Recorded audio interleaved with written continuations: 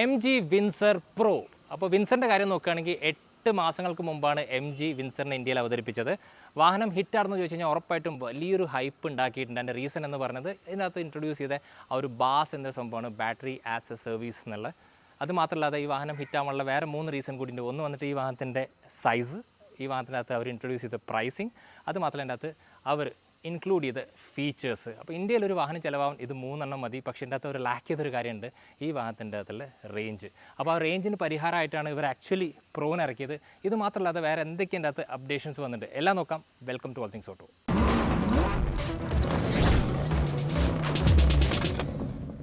M G as a manufacturer ഭയങ്കര brilliant ആണ്. അതിൻ്റെ റീസൺ എന്താ സംഭവിച്ചാൽ, ഈ ഒരു വാഹനത്തിൽ അവരൊന്നും ചെയ്തിട്ടില്ല. അതായത് പുറത്ത് വൂലിങ്ങിൻ്റെ അണ്ടറിൽ ക്ലൗഡ് എന്നൊരു വാഹനമുണ്ട്.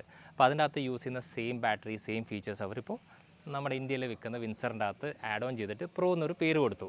അപ്പോൾ ഞാൻ എന്തുകൊണ്ട് അതിന് ബ്രില്യൻ എന്ന് പറഞ്ഞു വെച്ചാൽ, അപ്പോൾ ബേസിക്കലി ഈ വണ്ടി 8 മാസം മുമ്പ് ഇറങ്ങുമ്പോൾ ഈ ഒരു ബാറ്ററി പാക്ക് വെച്ച് ഇറങ്ങിക്കഴിഞ്ഞാൽ ഉറപ്പായിട്ട് ഇവർക്ക് ഈ ഒരു 10 ലക്ഷം എന്നൊരു പ്രൈസിങ്ങിൽ ഇതിനെ ഇറക്കാൻ സാധിക്കില്ല. അപ്പോൾ അങ്ങനെ ഇറക്കിക്കൊണ്ടാണ് ഇത് ഇത്രയും ഭയങ്കരമായിട്ട് വൈറലായത്, ആൾക്കാർ ഇതിനെക്കുറിച്ച് അറിഞ്ഞത്. സോ അതാണ് ഇവരുടെ ബ്രില്യൻ്റ് ആയിട്ടുള്ള മൂവ്.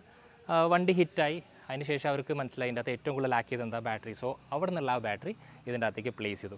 അപ്പോൾ ഇതിൻ്റെ അകത്ത് വരുന്ന ഏറ്റവും വലിയൊരു മാറ്റം എന്ന് പറയുന്നത് ബാറ്ററി പാക്ക് തന്നെയാണ്. അതായത് ഇതിൻ്റെ അകത്ത് ഇപ്പോൾ വരുന്നത് 52.9 kWh ബാറ്ററിയാണ്.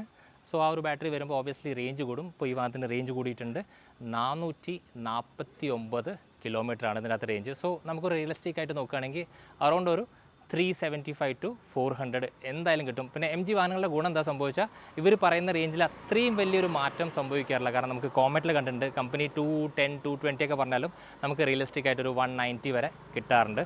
So same applies to this ആണ് എന്ന് നമുക്ക് നോക്കാനുള്ളത്. അതുമാത്രമല്ല, ഇന്ന് ഞാനിവിടെ ഷൂട്ട് ചെയ്യുന്ന സ്ഥലം ഡൽഹിയിലാണ്. ഡൽഹിയിൽ 46 ഡിഗ്രി ചൂടുണ്ട്. സോ ഇത്രയും ചൂടില്ലേ നമ്മൾ എന്തായാലും ഷൂട്ട് ചെയ്യുമ്പോൾ ബുദ്ധിമുട്ടും. അതുമാത്രമല്ലാതെ ഒരു ഗുണമുള്ള സംബന്ധിച്ചാൽ ഈ വാഹനത്തിൻ്റെ ബാറ്ററിയുടെ SOC എങ്ങനെ ചൂടത്ത് പ്രവർത്തിക്കുന്നു, ഈ കാര്യം കൂടി നമുക്കിന്ന് ഡ്രൈവിൽ ചെക്ക് ചെയ്യാം.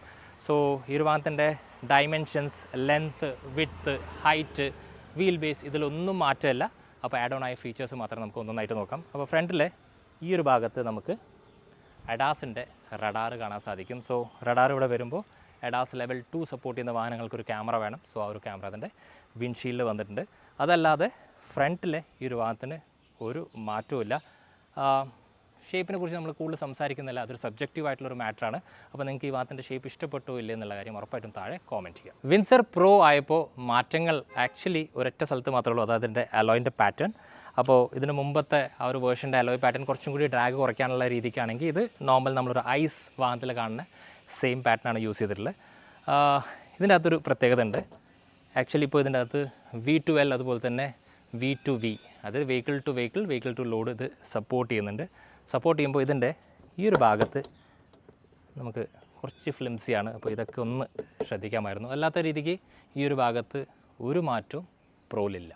വിൻസർ പ്രോ ആയപ്പോൾ വന്ന മാറ്റം ആക്ച്വലി കീലാണ്. അപ്പോൾ ഇതിനകത്ത് ഇലക്ട്രിക്കലി ഓപ്പൺ ചെയ്യാൻ പറ്റുന്ന ബൂട്ട് വരുന്നുണ്ട്, അല്ലെങ്കിൽ ആക്ച്വലി ടെയിൽ ഗേറ്റ് വരുന്നുണ്ട് പറയാം. അത് മാത്രമല്ല ഇവിടെ എഡാസിൻ്റെ ഒരു ബാഡ്ജിങ് ഉണ്ട്, കാരണം മാത്രത്തിൽ എഡാസ് ഉണ്ട്. 600 ലിറ്ററിൻ്റെ മുകളിൽ സ്പേസ് ഉണ്ട്. അതുപോലെ മിസ് ഔട്ട് ചെയ്യുന്ന സാധനം ഇവിടെ ആക്ച്വലി സബ് വൂഫർ കൊടുത്തിട്ടുണ്ട്, പക്ഷേ ഒരു സ്പെയർ ടയർ ഇതിനകത്ത് മിസ്സാണ്. ഇനി നമ്മൾ ക്ലോസ് ചെയ്യുമ്പോൾ വേറെ സംഭവം കൂടി ഇവിടെ മിസ്സായിട്ടുണ്ട്, അതാണ് വൈപ്പർ. അപ്പോൾ ഞാൻ വിചാരിച്ചു പ്രോ ആകുമ്പോൾ ഉറപ്പായിട്ടും വൈപ്പർ ഇൻകോപ്പറേറ്റ് ചെയ്യും. സോ അവർ വൈപ്പറിൻ്റെ സ്പേസ് ഉണ്ട്, വൈപ്പർ ഇല്ല. ഇതല്ലാതെ വണ്ടിയുടെ എക്സ്റ്റീരിയറിൽ ഒരു മാറ്റങ്ങളില്ല. ഇനി നമുക്ക് പെട്ടെന്ന് ഇതിൻ്റെ ഇൻറ്റീരിയേഴ്സ് ചെക്ക് ചെയ്യാം. അപ്പോൾ എം ജി വിൻസർ പ്രോ ആയപ്പോൾ വന്ന പ്രോ മാറ്റം എന്ന് പറയുന്നത് ഇതിൻ്റെ അകത്തുള്ള സീറ്റിൻ്റെ അപ്പോൾസിയുടെ കളർ മാറിയിട്ടുണ്ടെന്ന് മാത്രമേ ഉള്ളൂ. അപ്പോൾ ഇപ്പോൾ വരുന്നത് ബേജ് ഇൻറ്റീരിയേഴ്സാണ്. അപ്പോൾ ഇന്ത്യയിൽ ബേജ് ഇൻറ്റീരിയേഴ്സിന് കുറച്ച് കൂടുതൽ ഫാൻസ് ഉണ്ട്. സോ അതിനായിരിക്കും, അല്ലെങ്കിൽ കുറച്ചുകൂടി ഒരു പ്ലഷ് ഫീൽ കിട്ടാൻ വേണ്ടിയിട്ടാണ് ഇത് കൊടുത്തിട്ടുള്ളത്. അല്ലാത്ത രീതിക്ക് വേറൊരു മാറ്റമില്ല. ഇതല്ലാതെ നമുക്കൊരു ബ്ലാക്ക് ഇൻറ്റീരിയേഴ്സും കൂടി ഇതിനകത്ത് കിട്ടും. പക്ഷേ ഇതിനകത്ത് കുറേ കാര്യങ്ങൾ മാറ്റാമായിരുന്നു. സോ അതാണ് ഞാൻ ആക്ച്വലി ഇവിടെ പറയാൻ പോകുന്നത്. അപ്പോൾ ബേസിക്കലി ഇത് 15 ഇഞ്ചിൻ്റെ മുകളിലൊരു സ്ക്രീനാണ്. സ്ക്രീനൊക്കെ ഓക്കെ, അടിപൊളി. പക്ഷേ നമുക്ക് ഒരു യൂസർ ഫ്രണ്ട്ലി ആണോ എന്ന് ചോദിച്ചു കഴിഞ്ഞാൽ യൂസർ ഫ്രണ്ട്ലി അല്ല എന്ന് തന്നെ പറയാം. അപ്പോൾ ഞാൻ ഈ വാഹനം ഒരു 8 മാസം മുമ്പ് ഇറങ്ങിയപ്പോൾ ഓടിച്ചപ്പോൾ എനിക്ക് മിസ് ഔട്ട് ചെയ്ത സാധനം വെച്ചാൽ ഇതിനകത്ത് കുറേ ബേസിക് സാധനങ്ങൾ അവർ ബേസിക്കായിട്ട് കീപ്പ് ചെയ്തില്ല. അപ്പോൾ നമുക്ക് അത്യാവശ്യമായിട്ട് വണ്ടി ഓടിക്കുമ്പോഴാണ് ഇതിൻ്റെ മിറർ അഡ്ജസ്റ്റ് ചെയ്യാൻ തോന്നുന്നത്. അപ്പോൾ ആ സമയത്ത് ആ ഒരു മിറർ അഡ്ജസ്റ്റ് ചെയ്യാൻ വേണ്ടിയിട്ട് ഇതിൻ്റെ അകത്ത് കയറി മിറർ എടുത്ത് അതൊരു പ്രാക്ടിക്കലി പോസിബിൾ ആണോ എന്ന് ചോദിച്ചു കഴിഞ്ഞാൽ ചെയ്യാൻ പറ്റില്ല എന്നൊക്കെ ചോദിച്ചു കഴിഞ്ഞാൽ ഉറപ്പായിട്ടും ആൾക്കാർ വാദിക്കും. പക്ഷേ എന്നാലും അതല്ല എൻ്റെ രീതി. അപ്പോൾ അത് മാറ്റാമായിരുന്നു. അത് മാത്രമല്ല ഇതിൻ്റെ അകത്ത് ഇപ്പോൾ വോള്യൂം ആണെങ്കിൽ പോലും പെട്ടെന്ന് നമുക്ക് തപ്പിയെടുക്കാൻ ബുദ്ധിമുട്ട്. അപ്പോൾ അങ്ങനത്തെ കുറേ കാര്യങ്ങളിൽ ഇത് ലാക്ക് ചെയ്യുന്നുണ്ട്. അപ്പോൾ ഇതുപോലെ ഇപ്പോൾ ആക്ച്വലി എ സിക്ക് ഇപ്പോൾ ഇവിടെ ബ്ലോവറിനും അതുപോലെ തന്നെ ടെമ്പറേച്ചറിനും ബാക്കി എല്ലാ കാര്യത്തിനും ഫിസിക്കൽ സ്വിച്ച് കൊടുത്ത പോലെ തന്നെ കുറേ കാര്യങ്ങൾക്ക് ഫിസിക്കൽ സ്വിച്ച് കൊടുക്കാമായിരുന്നു. പ്രത്യേകിച്ച് ഈ ഒരു ഭാഗത്തൊക്കെ ഇപ്പോൾ ഫേവറേറ്റ് സെലക്ട് ചെയ്യാൻ പറ്റും, ഏതെങ്കിലും ഒന്ന് ചെയ്യാൻ പറ്റില്ല ഞാൻ പറയില്ല. പക്ഷേ എന്നാലും ഒരു ഫിസിക്കൽ സ്വിച്ചിൽ കിട്ടുന്ന ഒരു ഈസ് ഉറപ്പായിട്ടും ഇതിനകത്ത് മിസ് ഔട്ട് ചെയ്യുന്നത്. സോ ഈ ഒരു പ്രോ വേർഷനിലെത്തിയപ്പോൾ ഉറപ്പായിട്ടും ആളുകളുടെ ഫീഡ്ബാക്ക് എടുത്തിട്ടാണ് ഈ ഒരു വാഹനത്തിനകത്ത് വന്ന മാറ്റം എന്ന് ഞാൻ വിചാരിച്ചു. പക്ഷേ അങ്ങനെയല്ല സംഭവിച്ചത്. അപ്പോൾ ഒരു ബുദ്ധിപൂർവ്വം ബ്രില്യൻ ഗെയിമാണ് കളിച്ചത്. അതായത് MGക്ക് പുറത്ത് ഈ ഒരു വാഹനമുണ്ട്, സോ അതിൻ്റെ ബാറ്ററി പാക്ക് അവർ ഈ വാഹനം ഹിറ്റായപ്പോൾ അതിൻ്റെ അകത്ത് കൊണ്ടുവന്ന് പ്ലേസ് ചെയ്തു എന്നാണ് എനിക്ക് ഫീൽ ചെയ്തത്. അല്ലെങ്കിൽ ഉറപ്പായിട്ടും ഈ ഒരു സംഭവത്തിൽ മാറ്റങ്ങൾ അനിവാര്യമായിരുന്നു. പിന്നെ ആക്ച്വലി ഇതൊരു A to B കമ്മ്യൂട്ടറാണ്, മോറോവർ കാർ. അപ്പോൾ അത് വെച്ച് നോക്കുമ്പോൾ ഉറപ്പായിട്ടും ഇത്രയും സ്പേസ് ഉണ്ട്. എനിക്ക് തോന്നുന്നു ഇത്രയും സ്പേസുള്ള വേറെ വാഹനം ഈ സെഗ്മെൻറ്റിലില്ല. അപ്പോൾ സ്പേഷ്യസ് ആണ്, കംഫർട്ടബിൾ ആണെന്ന് ചോദിച്ചു കഴിഞ്ഞാൽ സീറ്റ്സ്, ഞാനൊരു ഫാനല്ല ഈ ടൈപ്പ് ഓഫ് സീറ്റ്സിൻ്റെ, പക്ഷേ ആളുകൾക്ക് ഇത് ഇഷ്ടമാണ്. അതുമാത്രമല്ല ഏറ്റവും വലിയ പ്രത്യേകത ഇതിൻ്റെ അകത്ത് റിയർ സീറ്റിൽ വരുന്ന ഒരു 135 ഡിഗ്രി ചെരിക്കാൻ പറ്റുന്നൊരു ഫീച്ചർ. അപ്പോൾ അതൊക്കെയാണ് ഇതിൻ്റെ ഏറ്റവും ഹൈലൈറ്റ് ആയിട്ടുള്ള ഫീച്ചർ. അതെല്ലാം അതുപോലെ തന്നെ വെച്ചിട്ടുണ്ട്. ഞാനിപ്പോൾ ഈവൻ ഒരു സംഭവം കാണിച്ചു. അപ്പോൾ പെട്ടെന്ന് എനിക്കൊരു സൺറൂഫ് തുറക്കണം എന്ന് പറഞ്ഞു കഴിഞ്ഞാൽ എനിക്ക് ഇവിടെ ഒന്നും ചെയ്യാൻ സാധിക്കില്ല. അതിനും ഞാൻ ഈ ഒരു ഇൻഫോർടൈൻമെൻറ്റ് സ്ക്രീനിൻ്റെ അകത്ത് പോകണം. വിൻസറിൻ്റെ അകത്ത് ആക്ച്വലി ഇവിടെ ഒരു സ്വിച്ച് ഉണ്ട്. ഇതിൻ്റെ അകത്ത് ഇപ്പോൾ മൾട്ടിപ്ലി നമുക്ക് പല സാധനം കൺട്രോൾ ചെയ്യാം. ഇപ്പോൾ AC കൺട്രോൾ ചെയ്യാൻ പറ്റും, അതുപോലെ ലെഫ്റ്റും റൈറ്റും ORVM കൺട്രോൾ ചെയ്യാം. എന്നാലും നമ്മൾ വണ്ടി ഓടിച്ചുകൊണ്ടിരിക്കുമ്പോൾ അല്ലെങ്കിൽ നമ്മുടെ ശ്രദ്ധ ഈ ഒരു വഴിക്ക് പോകും. അപ്പോൾ എപ്പോഴും ഇങ്ങനത്തെ സംഭവങ്ങളൊക്കെ ഫിസിക്കലായിരിക്കും എന്താണ് ഏറ്റവും ബെസ്റ്റ്. സോ അങ്ങനെ ഒരു സംഭവം കൊടുത്തിട്ടുണ്ട്. ഇനി മിക്ക ആളും ഇതിൽ മാത്രമല്ല ഇതിലും ഉണ്ടല്ലോ, ഇതിലുണ്ട്. പക്ഷേ എന്നാലും നമ്മളൊരു മാനുവലി ചെയ്യുന്നൊരു സംഭവം ഇതിൻ്റെ അകത്തില്ല. അപ്പോൾ ഇത് മാത്രമേ ഉള്ളൂ, വേറെ മാറ്റങ്ങളില്ലാത്തതുകൊണ്ട് കൂടുതൽ ഇതിനെക്കുറിച്ച് സംസാരിക്കണമെന്നില്ല. അത് മാത്രമല്ല നമുക്ക് ഈ വാഹനം ഒന്ന് ഓടിച്ചു നോക്കാം. അപ്പോൾ ഈ വാഹനത്തിനകത്ത് ഞാൻ ആക്ച്വലി ലാക്ക് ചെയ്തൊരു സംഭവമുണ്ട്. ഇതിൻ്റെ സസ്പെൻഷൻ കുറച്ചുകൂടി നല്ലതായിരുന്നെങ്കിൽ എനിക്ക് ഫീൽ ചെയ്തായിരുന്നു. അപ്പോൾ അത് ചെക്ക് ചെയ്യാം. കാരണം ബാറ്ററി പാക്ക് മാറിയിട്ടുണ്ട്, വെയിറ്റ് കൂടിയിട്ടുണ്ട്. അനുസരിച്ച് ഇതിനകത്ത് മാറ്റമുണ്ടോ നോക്കാം. MG വിൻസർ പ്രോ ഡ്രൈവ് ചെയ്തുകൊണ്ടിരിക്കുകയാണ്. അപ്പോൾ വന്ന മാറ്റം പ്രോ ആയപ്പോൾ ബാറ്ററി മാറിയിട്ടുണ്ട്. അതല്ല ഡ്രൈവബിലിറ്റിയിൽ എന്താണ് മാറ്റം. അപ്പോൾ ഈ ഒരു ബാറ്ററി മാറിയപ്പോൾ ഒരു വലിയ സംഭവം മാറിയിട്ട്. കാരണം MG വിൻസർ ഓടിച്ച ആൾക്കാരൊക്കെ പറയുന്നത് വെച്ചാൽ MG വിൻസറിൻ്റെ ഫ്രണ്ട് സസ്പെൻഷൻ കുഴപ്പമില്ല, പക്ഷേ റിയർ എൻഡിലേക്ക് എത്തുമ്പോൾ ഭയങ്കര സ്റ്റിഫാണ്, ചാടുമ്പോൾ ഒക്കെ ഇത് എടുത്തിടും എന്നൊക്കെയുള്ള പ്രശ്നം ഉണ്ടായിരുന്നു. അത് ചെറിയ രീതിക്ക് മാറിയിട്ടുണ്ട്. റീസൺ ഞാൻ പറയാം. കാരണം ഈ ഒരു വാഹനം ഇന്ത്യക്ക് വേണ്ടിയിട്ടാണ് ഈ ഒരു ബാറ്ററി പാക്കിൽ മാറ്റം വരുത്തിയത്. അതായത് നോർമലി ഇത് വുലിങ്ങിൻ്റെ ക്ലൗഡ് എന്നൊരു വാഹനമാണ്. അപ്പോൾ ചൈനയിൽ എങ്ങനെയാ വെച്ചാൽ അതൊരു 50 kW പ്ലസ് ഉള്ള ബാറ്ററി പാക്കിലാണ് വരുന്നത്. അനുസരിച്ചാണ് ഈ ആക്ച്വലി വണ്ടി ട്യൂൺ ചെയ്തിട്ടുള്ളത്. സസ്പെൻഷൻ ട്യൂണിൻ്റെ കാര്യം ഞാൻ പറയുന്നത്. അപ്പോൾ ആ ഒരു മാറ്റമാണ് ഇതിനെ കുറച്ചുകൂടി സ്റ്റിഫറാക്കി. അപ്പോൾ ഇത് വീണ്ടും ബാക്ക് ടു വുല്ലിങ്ങിൻ്റെ ക്ലൗഡായി മാറി. അതായത് ഇതിനകത്ത് 52 kWh ബാറ്ററി വന്നപ്പോൾ ആ ഒരു വെയിറ്റ് കോമ്പൻസേറ്റ് ചെയ്തപ്പോൾ ആ ഒരു ട്യൂണിങ്ങിൽ വന്ന മാറ്റം കാരണം നമുക്ക് റിയർ എൻഡിലെ ചാട്ടം ചെറുതായിട്ട് കുറഞ്ഞ പോലത്തെ ഒരു ഫീലാണ്. ഇത് മാത്രമാണ് വലിയ മാറ്റം. ഇനി ബാറ്ററിയുടെ കേസ് പറയുമ്പോൾ ഇതിൻ്റെ അകത്ത് ചാർജിങ് ഇൻടേക്കിലൊരു മാറ്റം വന്നിട്ട് ഇതിൻ്റെ മുമ്പത്തെ വേർഷൻ 45 kW സപ്പോർട്ട് ചെയ്യുമെങ്കിൽ ഈ ഒരു വാഹനം പ്രോ എന്ന് പറഞ്ഞ വാഹനം 60 kWh സപ്പോർട്ട് ചെയ്യും. സോ ദാറ്റ് വണ്ടി കുറച്ചും കൂടി പെട്ടെന്ന് ചാർജ് ആവും. ഇനി ചാർജിങ്ങിൻ്റെ കാര്യം പറയുമ്പോൾ MG കസ്റ്റമേഴ്സ് ഏറ്റവും കൂടുതൽ ഫേസ് ചെയ്യുന്നൊരു ഇഷ്യൂ എന്താ വെച്ചാൽ പ്രത്യേകിച്ച് DC ചാർജിങ്ങിൽ പോകുമ്പോൾ എല്ലാ സ്ഥലത്തും ഇത് അക്സെപ്റ്റ് ചെയ്യുന്നില്ല. അങ്ങനെ കുറച്ച് എററും അങ്ങനെ സംഭവങ്ങളൊക്കെ ഉണ്ടായിരുന്നു. അപ്പോൾ ബേസിക്കലി MG ഇതിനെ പറയുന്നത് എന്താ വെച്ചാൽ അവരൊരു അപ്ഡേഷനിലൂടെ അത് മാറിയിട്ടുണ്ടെന്ന് പറയുന്നു. ചില സ്ഥലത്ത് അത് മാറിയിട്ടില്ല. അതിൻ്റെ റീസൺ അവർ പറയുന്നത് വെച്ചാൽ ഈ പറഞ്ഞ പുതിയ ജനറേഷൻ ഓഫ് ചാർജിങ് സ്റ്റേഷൻസ് ഉണ്ട്. സ്റ്റേഷൻസ് പറഞ്ഞാൽ അവർ ഉപയോഗിക്കുന്ന എക്യുപ്മെൻറ്റ്സ് ഉണ്ട്. സോ അതിൻ്റെ അകത്തുള്ള കോമ്പാറ്റബിലിറ്റി ഓക്കെയാണ്. പഴയതിലേക്ക് പോകുമ്പോൾ ചില സമയത്ത് MG വിൻസർ ഇഷ്യൂ ഉണ്ടാക്കുന്നുണ്ടെന്ന് പറയുന്നുണ്ട്. അപ്പോൾ ഇതൊരു സോഫ്റ്റ്വെയർ അപ്ഡേറ്റിലൂടെ മാറുന്നുണ്ട്. പുതിയ മെഷീനിൽ ഇതൊരു വലിയ പ്രശ്നമല്ല എന്നാണ് MG പറയുന്നത്. ഇതായിരുന്നു ഇതിനെ കുറിച്ചുള്ള ബേസിക്കലി എനിക്കറിയുന്ന കാര്യം. അല്ലാതെ വണ്ടി ഓടിക്കുമ്പോൾ വലിയ മാറ്റങ്ങളൊന്നും എവിടെയില്ല. അതായത് ആസ് സെയിം ആസ് ഇതിന് മുമ്പത്തെ MG വിൻസർ തന്നെയാണ്.